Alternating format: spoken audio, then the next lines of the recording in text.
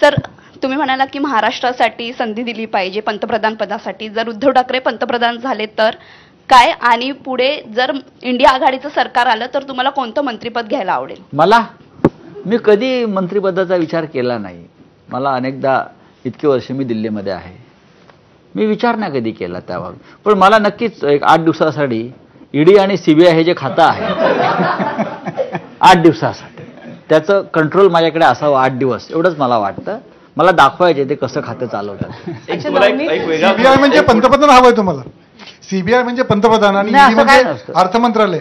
पण जर घेतलं तर मग कुणाला कळेल ना, मोठी यादी आहे. एक तुम्हाला म्हणजे आम्ही बदलायचं आणि सुडाचं राजकारण करणार नाही, पण ज्यांनी हे केलंय आणि करतायत त्यांना हा धडा मिळायलाच पाहिजे की तुम्ही चुकीचं केलं. राऊत साहेब, याला थोडंसं कंटिन्यू करतो. तुम्ही